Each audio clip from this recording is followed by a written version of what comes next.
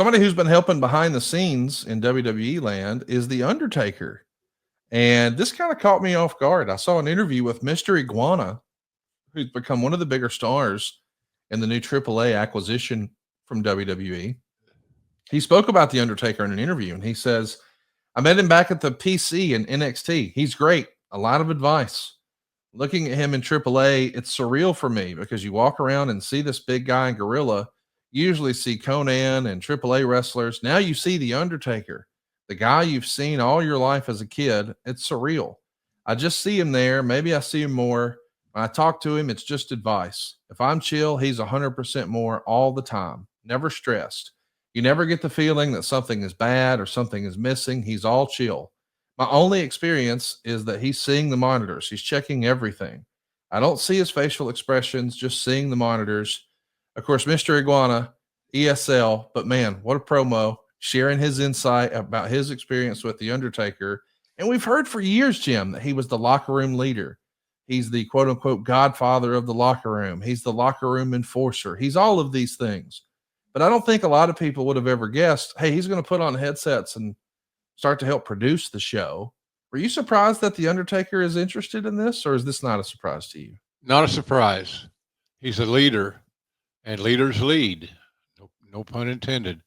I'm not taking the cheap way out. He helped me so much as the head of talent relations with a talent that had an issue or a problem or was a problem.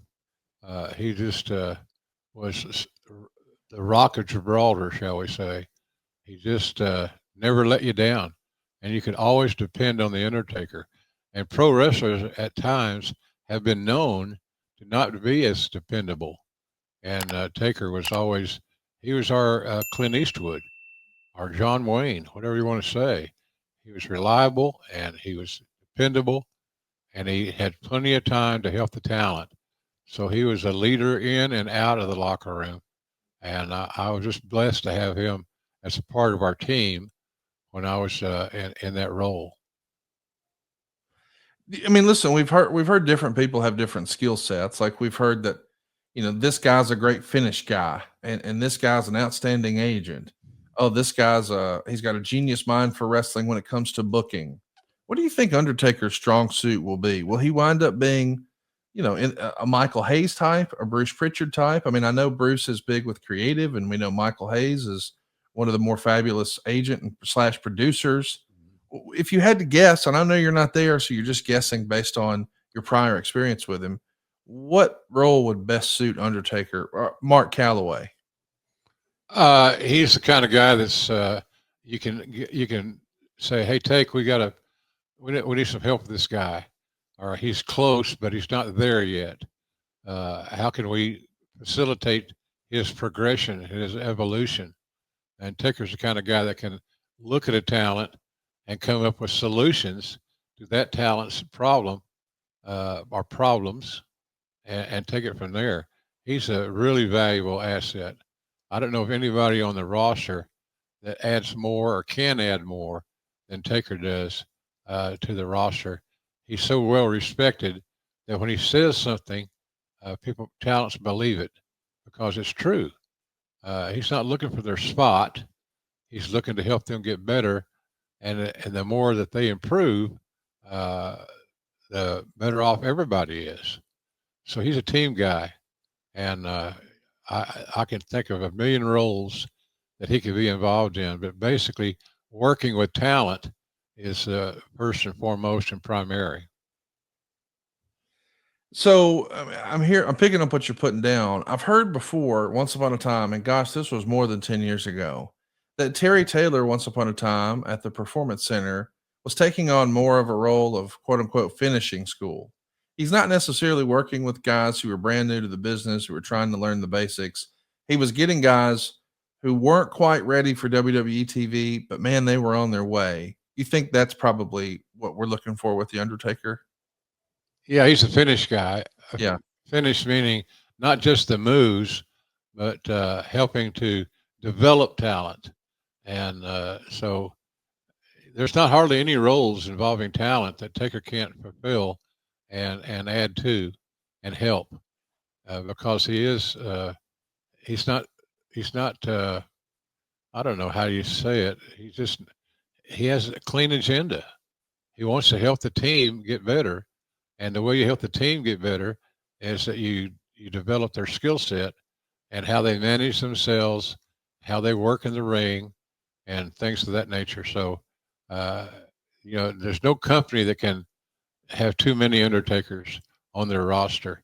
He's just that valuable, and it's unfortunate there's not enough guys like him in the wrestling business that can contribute.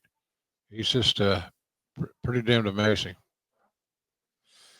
I do want to mention right now that JR is bringing his legendary stories from over 50 years in the business straight to your TikTok feed. That's right. Now you can get bite-sized clips from Grilling JR on TikTok by following the show at Grilling JR. And who knows, we may even pop up live from time to time. Support the show and give JR a follow. It's totally free. That's at Grilling JR on TikTok. And right now, I want to touch on some pretty big anniversaries, Jim. It's hard to believe as we take a look at like this week in wrestling history that as folks are listening to this on Thursday the 4th, today is the 30-year anniversary of WCW Monday Nitro. And I think we all know that, boy, that kicked off the Monday Night Wars in a major way, and the wrestling business was forever changed. And I know it was maybe not a banner day for you personally when you saw Lex Luger show up on Nitro, but I do want to get your initial reaction to hearing that, hey, Ted Turner and Eric Bischoff are going to go live head to head with Monday Night Raw. What did you think of that news? And what do you think Vince's initial reaction was that, wait, they're going to go live head to head with us? What do you think Vince thought of that way back when? I don't think he was too high on it. I think that, but I think he knew that it was inevitable. They're there for the fight and for the competition, and so we kind of knew that things like that were going to happen. Just didn't know when or exactly the mythology and how it was going to go down. So I don't think anybody was totally shocked. The Luger appearing on Nitro was a shock, but wasn't unexpected. It was going to happen. Look at Mean Gene there. God bless him. That's quite the crew in the ring. So, boy, I miss Gene. I look at that picture. That's just his personality right there. Just what a great salesman. What a great guy. Nobody was shocked that Luger made that move because his character sometimes was in jeopardy. But he was a big star, and it gave him attention and created a awareness, and that's what they wanted to do, and they succeeded. Is the story correct that Luger's lawyer found some sort of a breach that Vince had to ultimately accept, or is that not the way it happened? I'm not sure about that, Conrad. I'm really not sure about that. I know that uh, when we found out, we started investigating, and apparently there was some sort of don't say loophole, but apparently what there was, or they wouldn't have got by with it. So, but it wasn't anything that we didn't think could and probably would happen at some point in time. I do want to ask, when you think about those Monday Night Wars and how much the landscape changed with the premiere of Monday Nitro, when do you remember thinking, "Oh, this is a real horse race now"?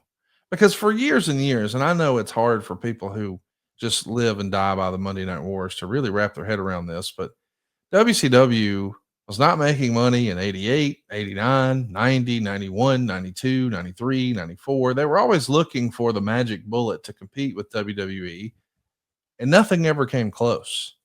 So I'm sure this was sort of taken with, we'll see. I think everybody expected it to not really go their way. No one could have predicted the success of Nitro. But was there a singular moment in time where you thought, oh, well, we have underestimated this? Might have been that. It might have been Luger appearing on television and getting the world stirred up about the Monday Night Wars or the pending Monday Night Wars. There's plenty of talent to go around. There's always going to be a factor of how do you manage the talent and how do you justify the rosters. Because like I said, there's plenty of talent to go around and make entertaining shows. And they did a nice job of positioning themselves in that regard. So to me, it was just inevitable, and it just didn't work out for them in the long run. So anyway, I'm not shocked when you start talking about big business and competition. I'm not shocked of what happened or what didn't happen.